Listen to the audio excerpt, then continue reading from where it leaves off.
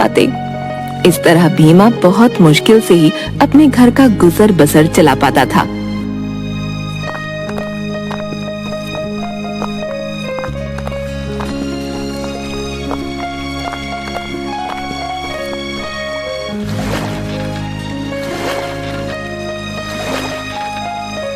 भीमा समुद्र में मछलियां पकड़ रहा था, वहीं उसका दोस्त किशन भी मछलियां पकड़ रहा था। दोनों आपस में बात करने लगे। भैया, कुछ ज्यादा मछलियां मिल जाएं तो कुछ ज्यादा कमाई हो जाए। मेरा तो जाल ही पुराना हो गया है, अब नया जाल लूं तो कहां से? हाँ भैया, मेरा भी यही हाल है। मेरे भी घर की छत टूटी हुई है, उसे मुझे ठीक करवाना है, परंतु पैसे ही नहीं जुड़ते।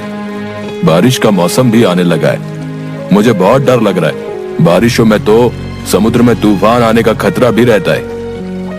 इस तरह से भीमा और किशन रोजाना अपनी दिनचर्या की बातें किया करते। मछलियां पकड़ने के बाद काफी देर तक भीमा मछली बाजार में बैठा रहता, ताकि उसकी सारी मछलियां अच्छे दाम पर बिक जाएं।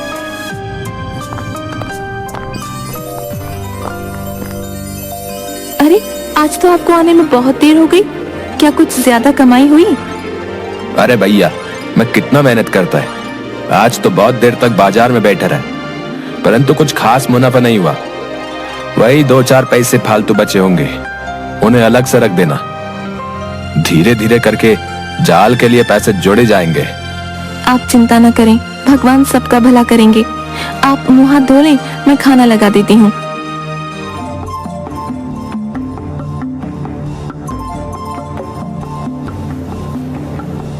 भीमा और किशन दोनों साथ साथ ही मछलियां पकड़ने आते थे और इधर उधर की बातें भी करते। भैया, आज मौसम ठीक नहीं लग रहा है, लगता है तूफान आने वाला है। हाँ, मुझे भी कुछ तूफान के ही आसार लग रहे, परंतु तूफान नहीं आए तो अच्छा, वरना हम लोगों की आज की रोजी रोटी तो मारी जाएगी। क्या करे भैया, मछुआरे की जिंदगी तो ऐसी ही है। अब आंधी तूफान का क्या भरोसा, कब आ जाए। दोनों बातें कर ही रहे थे, तभी अचानक समुद्र में ऊंची ऊंची लहरें उठने लगीं और बिजली भी चमकने लगी।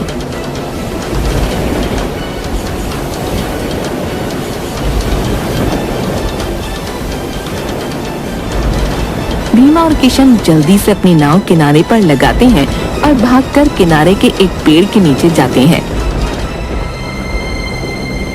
आज बहुत जोर से तूफान आएगा, हम लोगों को यहीं सुरक्षित बैठना चाहिए। समुद्र के पास जाने में बहुत खतरा है। हाँ भैया, बिल्कुल ठीक कह रहे हो। हे भगवान, हमारी रक्षा करना। इस तरह दोनों भगवान से प्रार्थना करते हुए किनारे पर बैठ जाते हैं। तभी किनारे से कुछ दूरी पर एक नाव भटकती हुई दिखाई देती है। उस पर से एक आदमी मदद के लिए आवाज लगा रहा था। ये आदमी चिल्ला रहा था, बचाओ बचाओ, मैं तूफान में फंस गया हूँ और हमारी नाव रास्ता भटक गई है, कोई हमारी मदद करो। अयो, कोई मदद के लिए चिल्ला रहे जय, लगता है शायद वो लोग रास्ता भटक गए। हमें चलकर उनको मदद करनी चाहिए और उनकी नाव को किनारे पर लगाना चाहिए, वरना वो लोग इस तूफान में फंसकर मर न जाए जी। अरे क्या तुम पागल हो गए हैं? उन्हें बचाने जाओगे, अपनी जान से हाथ गवा बैठोगे। देख रहे हो कितना भयंकर तूफान है, यहाँ हमें अपनी जान के लाले पड़े हैं और तुम चले हो मदद करने।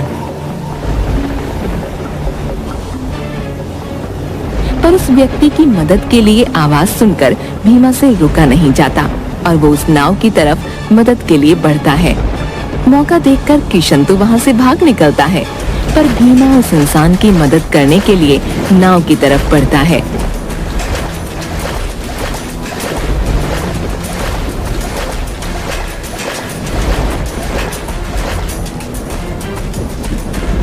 आप लोग चिंता न करें, नाव को किनारे की तरफ घुमाइए, मैं रस्सी फेंक रहा हूँ, आप उसे पकड़ कर इस दिशा की तरफ आए। चिंता न करें, मैं पूरी कोशिश करूंगा कि आपकी नाव किनारे लग जाए।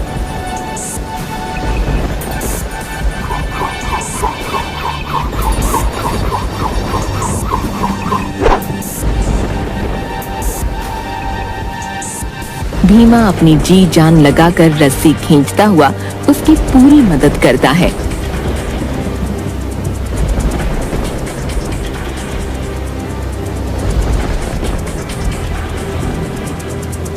और नाव किनारे पर आ जाती है। उस नाव में एक व्यापारी दीनानाथ और उसका एक साथी था। भैया, आपका बहुत बहुत शुक्रिया।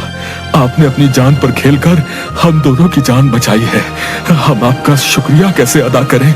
यदि आज आप हमारी मदद ना करते तो हम दोनों का बच पाना मुश्किल था। मेरी मेहनत के कमाए हुए लाखों रुपए और हम दोनों को अपने जान से हाथ धोना पड़ता, परंतु आपने अपनी जान की परवाह ना करते हुए हम लोगों की मदद की। आजकल के समय में भला ऐसा कितने लोग करते हैं। हम आपके एहसानमंद रहेंगे और यदि आपकी कुछ मदद कर सके तो हमें बहुत खुशी होगी। अरे नहीं नहीं, यदि एक इंसान दूसरे मुसीबत में फंसे इंसान की मदद भी ना करे तो फिर इंसान होने का क्या फायदा। आपने मदद के लिए पुकार लगाई तो मेरा फर्ज बनता था आपकी मदद करना। मुझसे जैसा बन पड़ा मैंने किया। आगे भगवान की इच्छा कि उन्होंने आपकी और मेरी जान बचाई। मैं 2 साल व्यापार करके अपने परिवार के लिए पैसे जोड़कर वापस जा रहा था। मेरे शहर तक का सफर 2 दिन का था। हम लोग कुछ ही समय में अपने शहर पहुंचने ही वाले थे कि बीच में ये तूफान आ गया। आपने मेरी जान के साथ साथ मेरी 2 साल की मेहनत की कमाई को भी बचाया है। यदि आप बुरा ना माने तो मैं इनाम के तौर पर आपको कुछ धनराशि देना चाहता हूँ, जिससे आपकी भी कुछ शायद मदद हो जाएगी। अय्या नहीं नहीं जी, इस काम के लिए मैं कोई पैसा नहीं ले सकता। ये मेरे जमीर के खिलाफ है जी। मेरे सामने कोई मुसीबत में आया और भगवान ने मुझे उसकी मदद करने के लायक बनाया। हम सबको भगवान का शुक्रिया अदा करना चाहिए। इस तरह भीमा उनसे विदा लेता है और तूफान थमने पर वो व्यापारी दीनानाथ अपने साथी और जमा पूंजी के साथ वापस लौट जाता है। भीमा घर आकर सारा किस्सा अपनी पत्नी रमा को बताता है। रमा भी पति की हिम्मत और मदद करने की भावना की बहुत तारीफ करती है। इस तरह कुछ दिन बीत जाते हैं और जिंदगी वैसे ही चलती है। एक दिन भीमा बहुत उदास था। उसके पास नया जाल लेने के लिए और घर के खर्च के लिए पैसे नहीं थे। वो उदास होकर समुद्र के किनारे बैठा था। उस दिन भीमा को कोई मछली भी नहीं मिली। वो उदास मन से घर की तरफ वापस जा रहा था कि तभी तेज बारिश और तूफान आ गया।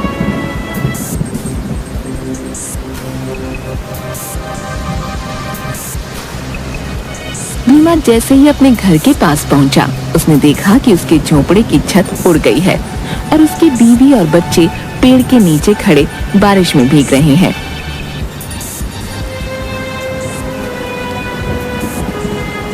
अय्या, ये सब क्या हो गया जय? हे भगवान, मैं क्या करूं? इस तरह तो मेरा परिवार बीमार पड़ जाएगा। मेरी मदद करो भगवान। आप चिंता न करें, भगवान हमारी मदद जरूर करेंगे। आज रात तो हमें किसी तरह यही काटनी होगी। सुबह देखेंगे कि छत को किस तरह ठीक करना है। भीमा अपने परिवार को ऐसे मुसीबत में देखकर बहुत दुखी हुआ और मन ही मन भगवान से मदद मांगी। अगली सुबह में जल्दी ही मछलियां पकड़ने के लिए वो निकल जाता है ताकि कुछ पैसे मिल सके और वो घर की मरम्मत कर सके।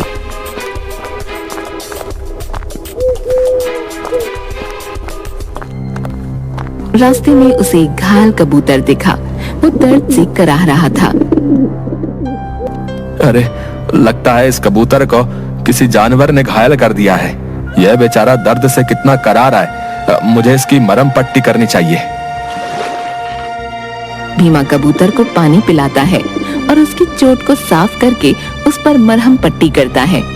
कुछ ही देर में कबूतर ठीक महसूस करता है और उड़ने लायक हो जाता है। कबूतर उड़ते उड़ते भीमा को कहता है, नेक आदमी, खुद इतने मुसीबत में होते हुए भी तुमने मेरी मदद की। मेरी जान बचाने का बहुत शुक्रिया।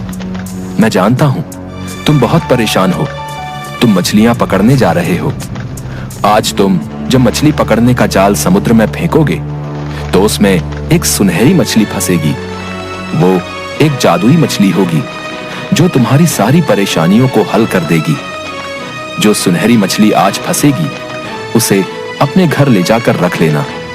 वो तुम्हें रोजाना एक मोती देगी, जिसकी कीमत बहुत ज्यादा होगी। परंतु ध्यान रहे, इस बारे में किसी से कुछ ना कहना। घर के बाहर किसी भी व्यक्ति को इस बात की खबर नहीं होनी चाहिए। ये कहते हुए कबूतर आसमान में उड़ गया और भीमा सोचता रहा कि क्या ये बात सच होगी। क्या यह सच में कबूतर की आवाज थी? और उसने जो सोने की मछली की बात कही, क्या वो भी मेरे जाल में फंसेगी? चलो जाल डालकर तो देखता हूं।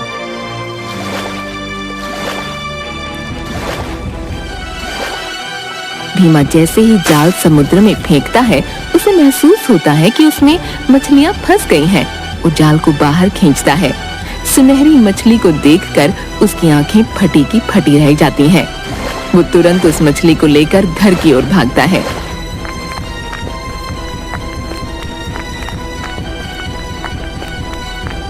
अरे अरे, ऐसे जल्दी जल्दी भागते हुए कहां से आ रहे हो? क्या हुआ? भीमा घर का दरवाजा बंद करता है और तुरंत उस मछली को एक पानी की बाल्टी में डाल देता है। रमा देखो, ये सुनहरी मछली एक जादुई मछली है। मैंने एक घायल कबूतर की मदद की थी।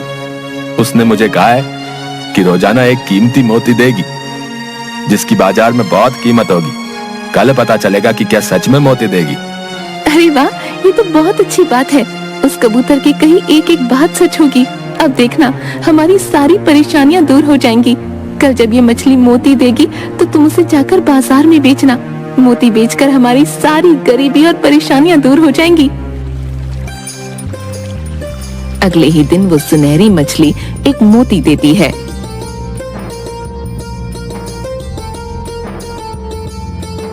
और भीमा उसे बाजार में बेच कर आता है।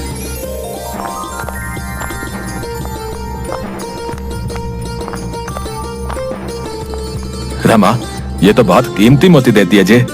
मैंने इसे बाजार में बेचा तो मुझे बहुत रुपए मिले।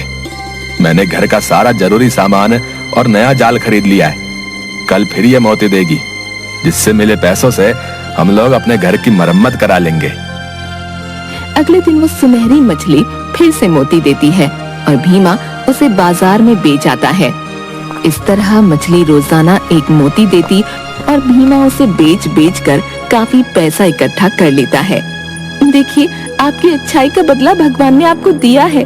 अब आपके पास इतना पैसा है कि आप कोई अच्छा सा व्यापार कर सकते हैं। अब आपको मछलियां पकड़ने की जरूरत नहीं है। इन पैसों से कोई अच्छा सा व्यापार शुरू कीजिए और सुख की जिंदगी शुरू कीजिए। हाँ, तुम ठीक है कह रही हो रमा। अब मुझे कोई धंधा शुरू करना चाहिए। उन पैसों से भीमा नया व्यापार